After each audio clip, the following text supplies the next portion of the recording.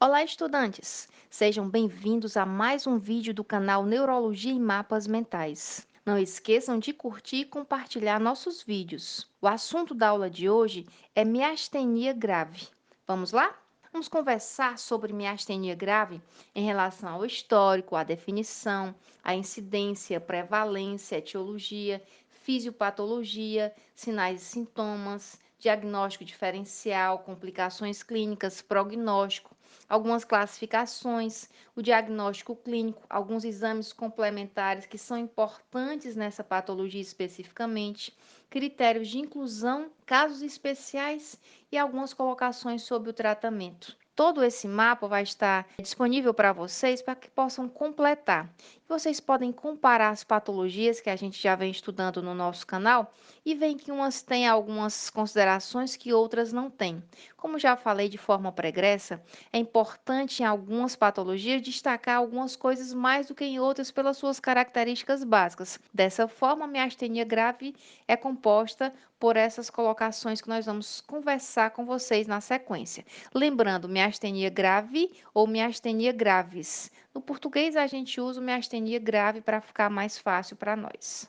Em relação ao histórico, vamos compreender como foi o surgimento dos estudos sobre essa patologia. No ano de 1672, Thomas Willis foi o primeiro paciente com fraqueza fadigável dos membros e músculos bulbares. Não se sabia ainda exatamente do que se tratava, mas como era algo diferente, foi pesquisado. No ano de 1895, Joly utilizou pela primeira vez o emprego do termo miastenia grave, que a gente está utilizando a sigla MG. No ano de 1901, Leopold Lacker e Carl Weigelt utilizaram estudos para descobrir as principais características clínico-patológicas da miastenia grave, descrevendo-as e evidenciando aí a relação importante entre o timo e esta patologia. Já no ano de 1930, Lindsley e Berger realizaram estudo neurofisiológico da miastenia grave, porque já havia se estudado as características clínico-patológicas, ou seja, um pouco da fisiopatologia e da etiologia, chegando então a alguma coisa sobre o quadro clínico, de que forma ela se mostrava. No ano de 1939, Blacklock foi o primeiro a afirmar que os sintomas da miastenia grave poderiam ser amenizadas após a timectomia, correlacionando então a questão da retirada do timo na relação entre timo e MG. Outros estudos foram realizados a partir de então, chegando-se à definição do que seja miastenia grave. O que é miastenia grave, então? É uma doença autoimune, ou seja, que provoca reações dentro do próprio corpo. A princípio, não se sabe exatamente a causa, e essa doença dá-se na porção pós-sináptica da junção neuromuscular, ou seja, lá onde vai passar os neurotransmissores, mais especificamente aqui no caso da junção neuromuscular da acetilcolina, caracterizada, portanto, por uma fraqueza flutuante que melhora, por isso flutuante, com repouso e piora com exercícios. No caso, se piora com exercício, por exemplo, porque a quantidade de acetilcolina não é suficiente para realizar a atividade. Também por infecções, menstruação, ansiedade, estresse emocional e gravidez. Caracteriza-se ainda como uma fraqueza que pode ser limitada a grupos musculares específicos, como, por exemplo, músculos oculares, faciais e bulbares, desenvolvendo aqui uma classificação específica da MG, ou essa fraqueza pode ser generalizada. Ainda, na presença de crise miastênica identificada, pode-se verificar insuficiência respiratória associada a uma fraqueza muscular grave. Afinal de contas, os músculos respiratórios estão relacionados à respiração, são músculos, portanto, também afetados no caso da miastenia. Quanto à incidência da miastenia graves, ocorre de 1 a 9 milhões por milhão de habitantes. E a prevalência dá-se de 25 a 142 por milhão de habitantes, com discreto predomínio em mulheres e a idade de início bimodal, ou seja, em homens e mulheres. No caso das mulheres, as mulheres mais jovens, entre 20 e 34 anos. No caso dos homens, um pouco mais idosos, aí a ligação com a timectomia, entre 70 e 75 anos. Por quê?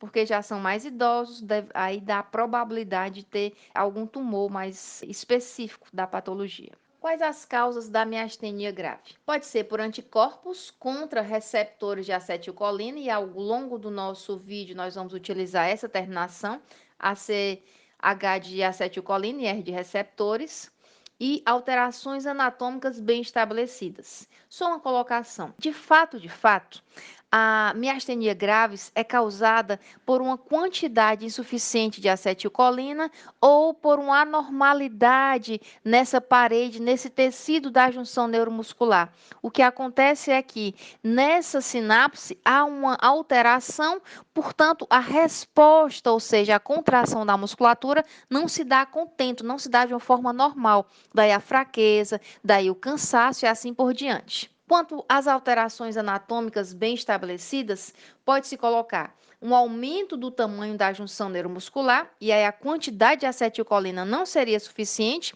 para chegar até os receptores, ou a diminuição do comprimento da membrana pós-sináptica, ou seja, chega pouca acetilcolina ligada ao receptor e também não faz o seu papel. Resultado, aquela fraqueza própria dessa patologia. Quanto à fisiopatologia, ocorre uma destruição da transmissão neuromuscular. Vamos entender isso melhor. Essa destruição pode ocorrer por uma diminuição no número de receptores de acetilcolina. Essa diminuição do número de receptores pode estar relacionada a três motivos específicos, como, por exemplo, a modulação antigênica.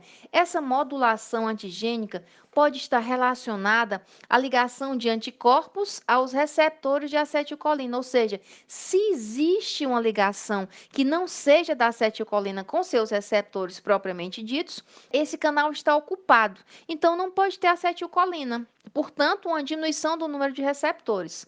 Então, causa processos de internalização, seja uma endocitose, e degradação por enzimas de lisossomo citoplasmática dos mesmos, provocando então a diminuição do número de receptores. O dano na membrana pós-sináptica mediado por proteínas do sistema complemento. Neste caso, as consequências prováveis, como se dá?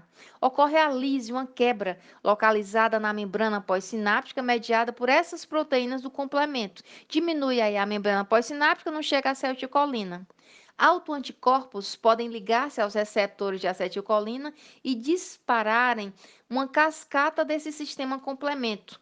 Que esse sistema complemento está ligado àquela cascata de reações químicas que atrai então fagócitos, e estes fagócitos mediam a resposta citotóxica na placa motora, ou seja, destrói essa placa motora, e a repercussão é a alteração da contração muscular. Pode também ocorrer uma destruição de áreas da membrana pós-sináptica, resultando na redução do número desses receptores, ou então de dobras pós-sinápticas, e, portanto, essa relação quantidade de receptores para receber acetilcolina está diminuída, interferindo então da mesma forma aí nesse dano. E a junção neuromuscular prejudicada por algum outro motivo, causando defeito neuromuscular. Outra circunstância provocada pela diminuição do número de receptores é o bloqueio funcional dos sítios de ligação à acetilcolina. Neste caso, o acoplamento de acetilcolina aos receptores de acetilcolina pode impedir a presença de anticorpos que competem pelo sítio de ligação. É assim, existe lá o canal para receber acetilcolina, mas está ocupado. Neste caso, então, vai ter o problema. Que problema? Na acetilcolina não se liga e não faz a sua função. Por outro lado, o bloqueio físico dos canais iônicos que seriam ativados para desencadear o potencial de ação da fibra muscular não vai acontecer, porque se não tem acetilcolina acoplada ao canal, a função da acetilcolina, que é contrair a musculatura, não vai se dar a contento. Pós diminuição do número de receptores de acetilcolina, Pode acontecer também uma destruição das proteínas envolvidas com a formação da junção neuromuscular. Pode-se distinguir, daqui a pouco nós vamos perceber na classificação, um MG soro negativa e soro positiva. Neste caso aqui, o envolvimento da soro negativa é que não apresenta anticorpos contra esses receptores, ou seja, não é a causa de estar ocupado. Mas também pode ocorrer pela presença de anticorpos contra outras proteínas que também participam da junção neuromuscular, como por exemplo, de outras proteínas que participam dessa junção. Pode ser a actina, que é uma proteína filamentosa gigante, pode ser a miosina, a actina, a rapsina, que é uma proteína citoplasmática importantíssima para o agrupamento de receptores de acetilcolina, ou também podem ser receptores de rianodina, que são responsáveis pelos canais de cálcio operados pelo próprio cálcio no retículo sarcoplasmático, ou seja, do músculo. Então, ainda aqui na destruição da transmissão neuromuscular, podemos colocar também a atuação de anticorpos contra MuSC. O que é MuSC? É a tirosinoquinase receptor específica muscular. É uma enzima de membrana de superfície que ajuda moléculas dos receptores de acetilcolina a se agregarem durante o desenvolvimento da junção neuromuscular. Anticorpos anti-MuSC não ocorrem nesses pacientes. Quais as consequências? No caso da MG soronegativa, não há anticorpos contra esses receptores, mas também pode haver presença de anticorpos contra essa tirosinoquinase receptor específico, ou seja, outros tipos de anticorpos que ocupem o espaço e que inviabilizem a presença da acetilcolina para realizar suas atividades de contração. É isso aí, pessoal. Obrigada por assistirem a mais um vídeo e não se esqueçam de curtir as aulas, se inscrever no canal e indicar aos amigos.